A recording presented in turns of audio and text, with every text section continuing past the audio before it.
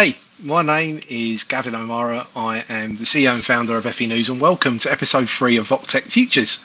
This episode is all around UFI VocTech Challenge and what it means for FE. And we've got a really cool show for you today. VocTech Futures, this is a co-produced live stream with FE News and UFI VocTech Trust. And today, my co-host is Hilary Stringer. Hilary, would you like to join me in the studio?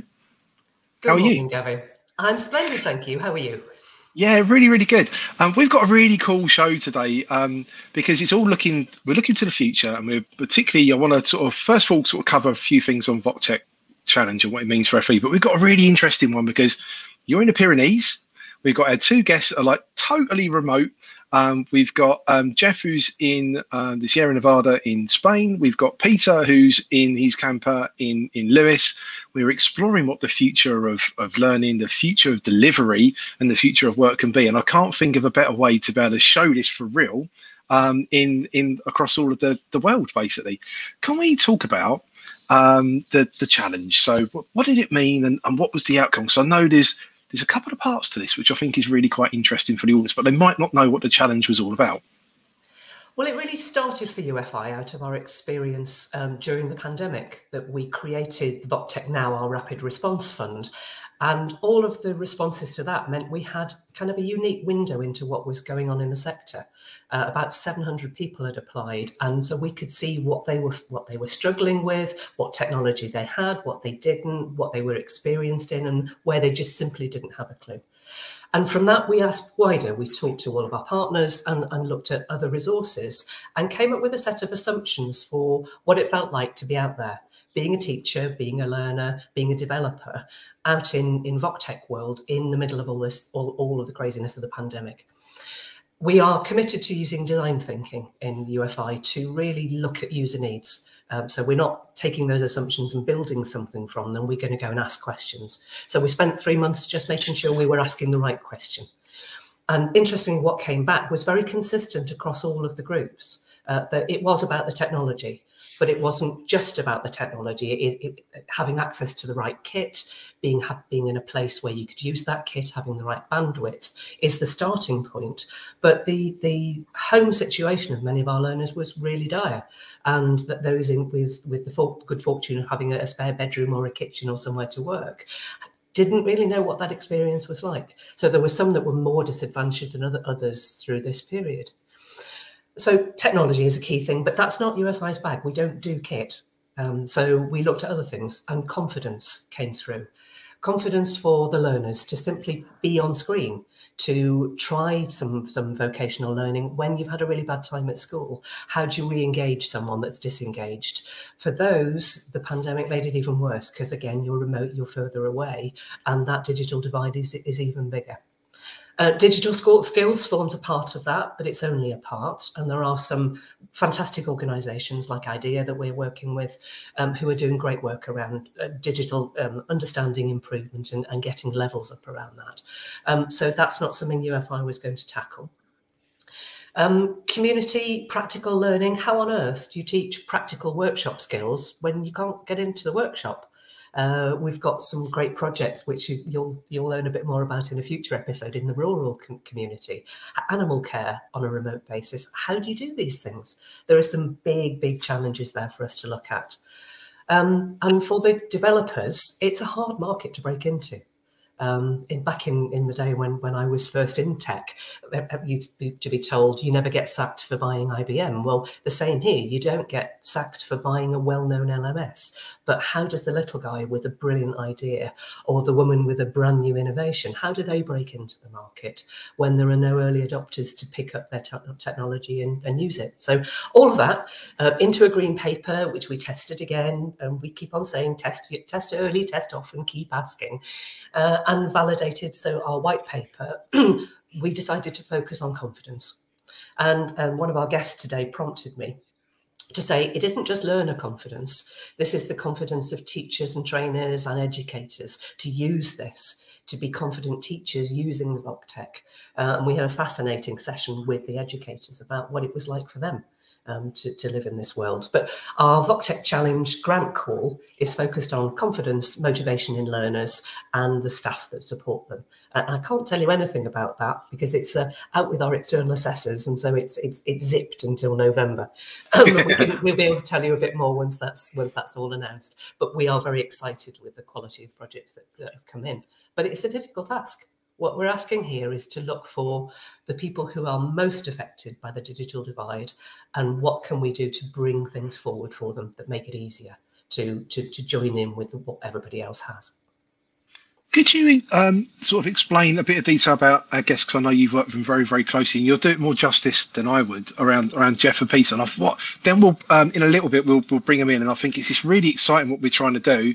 And I think the weather's been kind to us as well, because here in Exeter, where I'm at the moment, the weather's just actually turned, but we've had that absolute hammering rain. So to be doing this remote is testing the kit to the extremes. Could you explain a bit about Jeff and Peter and why we're bringing them in? Because it's interesting background as to both the guests. Yeah, well, I'll make it short. They will explain more about themselves. But Jeff and Peter are both long-standing members of the VocTech family.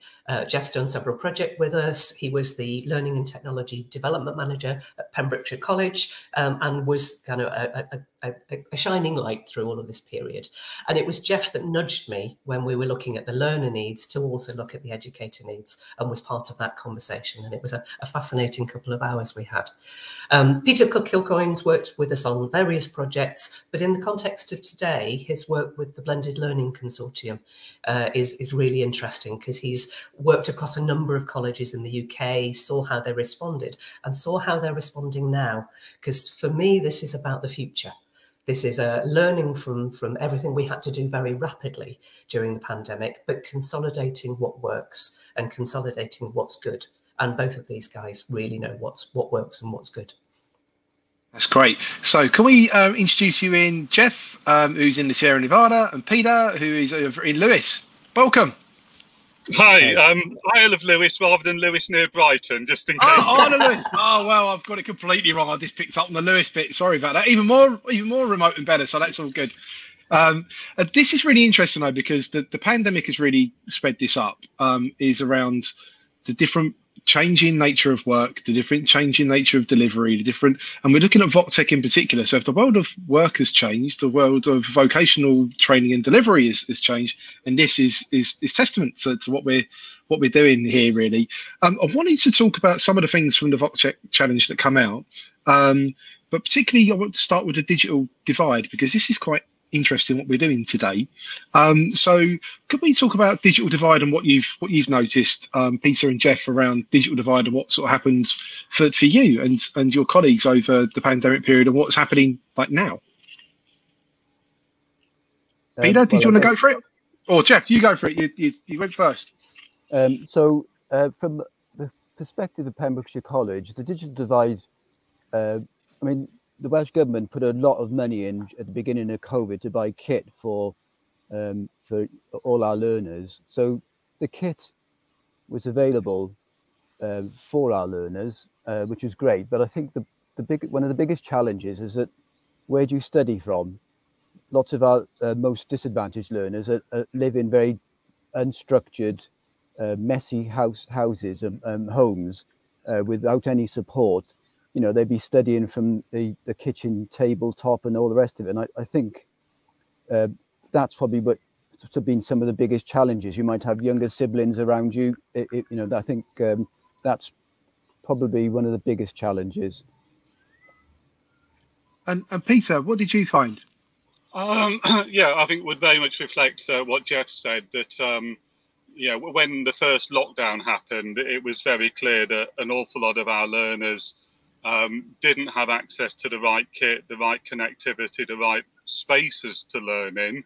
And one of the things that hugely impressed me about the sector, and I think it happened in many colleges, was the IT team loading up, you know, minibuses full of laptops and other devices and whizzing around the local areas, dropping them off.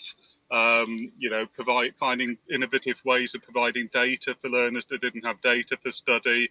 And I just think it was incredible that, you know, the lockdown happened very quickly. There was no time for real sort of consolidated planning, and how quickly people were able to adapt to that. But it really did expose the challenge that a lot of our learners have, and to a lesser degree, some of our staff that they don't have the right kit at home.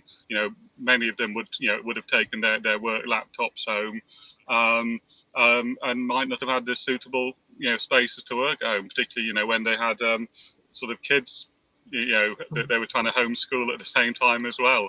So very challenging, and the digital divide was very clear between the families that had a very strong broadband connection, had the 50 megs plus type connection, to ones that didn't have any broadband, and they were sort of having to manage through older mobile phones with limited data.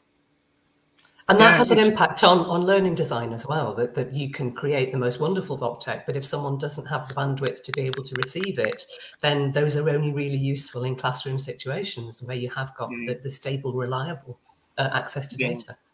And the device as well, that even if you got the bandwidth, if someone's using an older device, it might not have the capacity to run some of the later applications.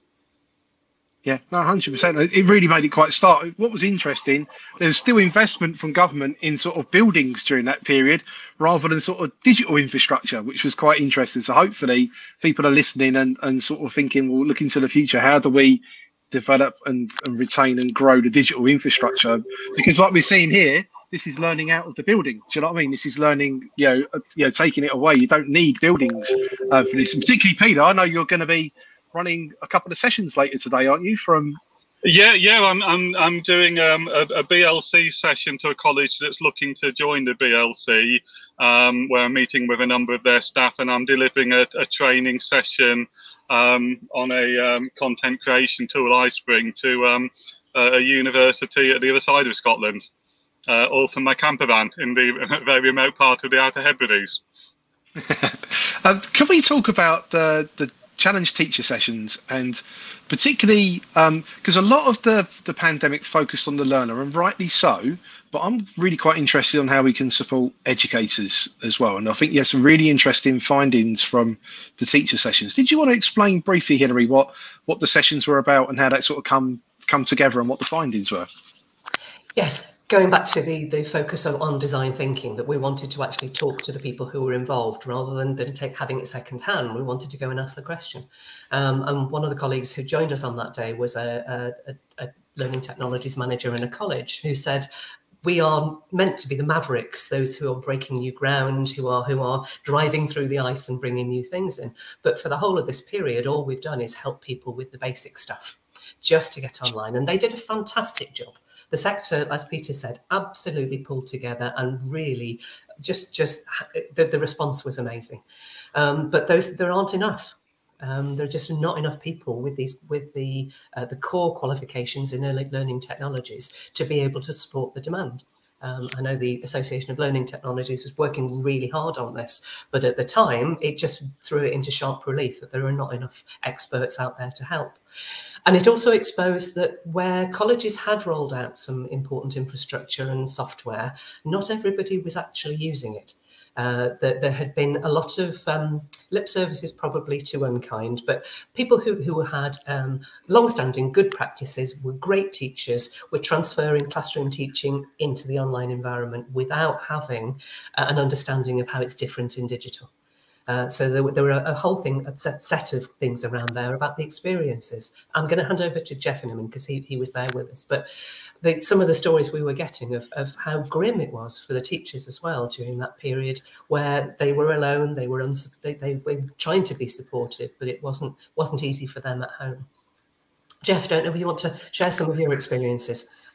Well, I think you've just pretty well said it, Hilary, that we've had this technology, we've had VLEs, we've had platforms like this for a decade, but there hasn't been really a great incentive to use it. So, and I think Peter mentioned, we've just dropped it, our teachers were dropped in the deep end. So there was no time to for them to reflect on the pedagogy of how you deliver an online session. They were just thrown into it. And those young people who come from those backgrounds I mentioned, they just didn't want to turn their camera on. There was I think that young people's protocol is you just don't turn your camera on. So it's a hard slog. If the teacher's like teaching 8 hours a day to a screen and they're not getting any response, the occasional sort of a message on a chat, it was really demanding for them. And there's one other thing I would like to mention is that as this evolved, you could have ended up with sort of quite complex delivery models. So you might have the teacher in the classroom, the learners at home, the LSA at home, some of the students in the classroom, some of the students at home. So you ended up with this extraordinary mix of where the learners are and where the teachers are, and that was really, really hard. Gavin, you're doing a great job as a presenter here, and you're bringing people in and out. In a sense, we were asking our teachers to become professional presenters, to bring in the remote audience with the audience sitting in front of them. And there's, I don't think there is even any kind of like research or pedagogy that covers that kind of thing. So yeah, it's been a real challenge, and I think certainly the college I work for have gone back to about 80-90% classroom delivery, but they're still retaining that 10% online, and we still need to focus on how we best handle that 10%. Peter, how would you say we need to sort of lessons learned? Because that's really interesting, Jeff. And I've got kids myself, so I noticed that they didn't want to have their cameras on. It's an interesting sort of shift. I was like, why you got your camera on? I don't want it on. No one's got the camera on. And it was just interesting as to why that sort of happened, really. What do you see sort of as a way forward for it's what Jeff said? It is like a presenting sort of role it's become, isn't it? Around when you're looking at sort of digital divide and presenting digitally. You're about to do it in a minute. What do you sort of see as the future for learners, for staff, for people training future staff as well? Well, I think that it was really the good, the bad, and the ugly that kind of happened during this period, and it was just incredible that almost anything happened, given that how quickly lockdown happened and how little time there was for planning. But taking the positive sort of side of this, there was some outstanding practice, and things emerged where some teachers, partly the innovative teachers who had always been using the technology, but not only that, also those teachers who it was their first time in using the technology, who sort of had the imagination to try different things. And I think that there's a real opportunity for a piece of work to be done to capture what was the best pedagogy that was happening over the last year or so, and to distill that into perhaps some training resources to support teachers in finding simple ways in which you can engage a group of learners who are all sitting remotely, not wanting to engage, wanting to have their cameras off. So there's the sorts of things I've seen. It's things like the teacher, the bad practice is the teacher talking for an hour, right? I'm going to deliver my lecture as if I was in the classroom. I'm going to talk at you for an hour, and that doesn't work. The good practice is very short bits of teacher input, followed by giving tasks that the learners have to engage in, and using the tools that are available, whether that's through the VLE, through Microsoft Teams, which massively sort of increased in its usage over the last year and a half, and sort of building engagement into that and making sure that's part of that delivery. And so there's been a lot of good practice that has occurred, and I think something else that's really important to capture, and I hope we don't lose, is that people like myself and Jeff, and me and Jeff go back a long time. We've known each other for over 20 years, working in this sort of digital learning space.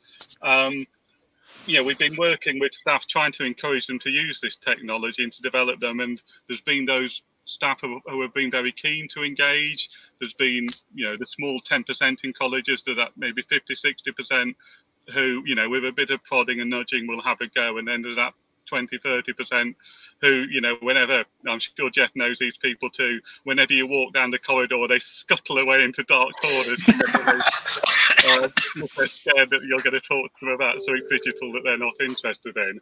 And this damn virus, and you just recovering from it. I had it early days. It's a horrible thing, but one good thing about it is done more to develop the digital skills of teachers than people like me and Jeff have done in 20 years. This virus yes.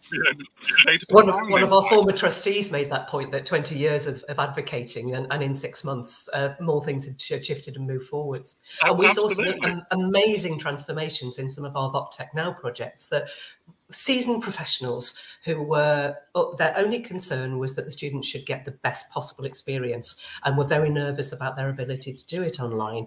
Once given the chance to play and the space by good managers to test it, to try it, to fail, to learn, they came up with some amazing things and realised that they were tools that could lighten their own load. There was a great article from JISC yesterday on LinkedIn from Paul McKean, talking about the different kinds of technologies and how they wouldn't replace the teacher, but they would make the teacher's experience an awful lot better, because they could do different things, they could do better things using VocTech than they've ever been able to do before. We mentioned a few things. I know you're both working on an interesting project which is shortlisted for the Learning Technology Awards. Can we talk about Audactive? Because the time's disappearing, and we're like, we could be talking about this forever. I really want to cover Audactive, and maybe if we could share a bit around what is the vision of Audactive and where it's going from and to, really. Could I just, I think talking about the future of VocTech, the way we react with computers should be much more natural. It should be as if we're talking to a human being or working with a human being.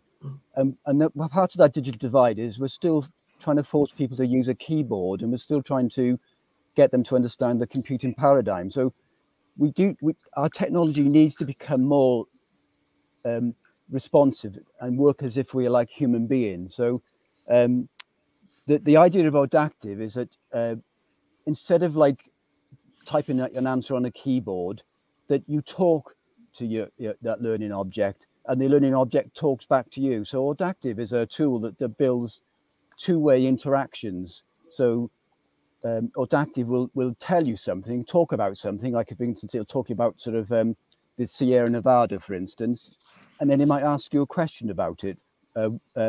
What do you understand about the Sierra Nevada? And then the learner can respond. So those learners who are disadvantaged, they don't have typing skills, their written English isn't very good. They can just say their answer, and that can be picked up by Audactive, and that's kind of like, I think, where the technology needs to go to, and that's what we're trying to do with Audactive. So is to sort of build a tool that responds more to the natural way in which we work as human beings, not the way that computers force us to work. So we UFI fantastically have actually funded us and supported us for the last 2.5 years, and we've come a long way now. We've got like a mature product, and luckily having Peter on board as the kind of like to be able to sort of drive this forward in the sector has been absolutely wonderful. And it's probably worth Peter telling us exactly where we've got to with the sector and Audactive. Yeah, certainly. I mean, I love the Audactive tool. I'm going to give you the finger now and just explain why I'm giving you the finger. I've literally been injured by keyboards. I have a permanent injury to my knuckles, and I because I've worked in learning technology for 20 years. And the sooner we can get away from using keyboards, the better. They're dangerous devices, and I think a lot of people who use them regularly will, know that they've got various RSI things. And what I love about Audactive is it gives you the ability to interact with learning resources through voice to text and text to voice. So as a learner, you can listen to that resource and you can speak to it. And you don't ever need to get involved in a keyboard. And I think that, to me, is a real sort of future of learning. And the way that Audactive is being developed at the moment, last year we did a project with 8 FE colleges, and we tested it across a range of subjects. And the key lessons learned, it worked very well in all areas, but it worked particularly well with ESOL and with visually impaired learners and with dyslexic learners. Yeah. So one of the colleges we had in was the Royal National College for the Blind, and that whole voice to text to voice was fabulous for their learners and staff. But we've taken the kind of ESOL side of it, and we're adapting Audactive now for language teaching, for ESOL and for modern foreign languages. So, for example, a language teacher can create a resource, say they're teaching French, where the learner can hear the French, and then they can either respond to it in French, or they can respond to it in English. Maybe they can do a translation in English, and what they speak will then get captured as text. And so it's a multilingual text to voice to text application that also has assessments built into it, so the teacher can set multiple choice open questions. It has SCORM functionality, so that can all get fed back into the VLE. It's got a fabulous app, and it's a project I'm really excited about. I've got 100 language teachers across universities, colleges and schools who are raring to go. We're going to the developer Ronan is just finishing off the developments to make this language teaching work, and we're going to start piloting it in November. Sounds really, really cool. We've only got like 4 minutes left. I can't believe that time has disappeared. There's so many more things I want to ask you. Really briefly, what's next for VocTech Challenge? Where is going to next? Because this is really interesting. If there's more projects like Audactive which are helping ESOL, let's just think of what's happened with Afghanistan, all those people that have had to fly over in like that tragic situations. How can we support them? Also around, helping neurodiverse learners, being more inclusive. Sounds all good to me. What is the future for the challenge? Well, the projects will hopefully be starting before Christmas. They're going to have a define phase as the first thing that they do, to really sit down with the users and find out what it is that they really need. Because we've asked the people applying to us to look for those communities of learners who are not well served by what's out there at the moment. We have other projects that are dealing with ESOL, our First Step Trust project dealing with people with dyslexia using VR, so that we know these things can work. So those projects will roll out at Christmas. But for UFI, it isn't just about the grants. We partner with a number of amazing organisations that are doing fantastic work across the sector in lots of different ways. So it's about advocacy for us, about using our voice and things like this, where we can get out to bigger audiences and convince more people that VocTech can make a real difference. More research pieces. This was our first real piece of research that UFI have done. We're going to do more of it, and more public sector engagement, so that we get our voice into the corridors of power where we can make a difference there as well. So it's going to be a busy year. There will be a review 12 months on, and then a review at 2 years to see whether we've achieved the change we wanted to. Because our view is that we're a small organisation, but we have we catalyse change. Small amounts of money that you give to people like Jeff just create miracles. And that's what we want to do more of. But this, for us, it's about the future. We're learning from the pandemic, but we don't want to stay there. We want to embed the good practice that was learned into what people take into their futures. Yeah, no, that's my last question. We've got a minute and a half left. I'm so sorry, everyone. The time's shot by. Jeff, looking to the future, what would you want to see for the future of VocTech? I've already said that it needs to be more human-like in the way we interact with it. The key thing for VocTech is how we make the delivery and support of these skills. We've talked about online delivery. That's not vocational education. Vocational education is practical skills, and it's the technology that makes the delivery and the acquisition of practical skills more efficient and easier. And I think like AI and neural networks, so that a neural network can see somebody making a tenant joint and say, no, you're doing that wrong. So you train a neural network in how in all the vocational skills, and they support the learner. I think that's where we need to go to. It's about focusing on the skills themselves, not this. This is done now. We've got our online platforms, but we need to sort of support people how they do those physical skills. What can we get? What cameras can we get in there, and how can we take the load off the teacher? And support the learner themselves in doing those skills. That's great. Peter, what would you want to see for the future of VocTech? I was going to say one thing. I say more collaboration. I think is the key, and I think this is the UFI really supports well. Is collaborative projects. I've been involved in a UFI project for GTA England this year, which is a group of engineering providers where we've been developing online learning content.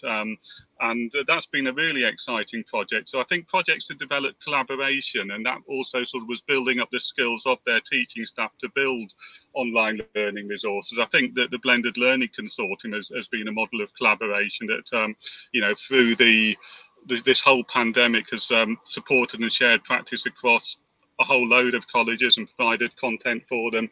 So I think things that promote collaboration and sharing of good practice and sharing of solutions is the key. And in terms of technology, things that take us away from keyboards, from mouses, things that VR, AR, you know, simulations, augmented realities, this is where the future is going to be, and that sort of engaging learning.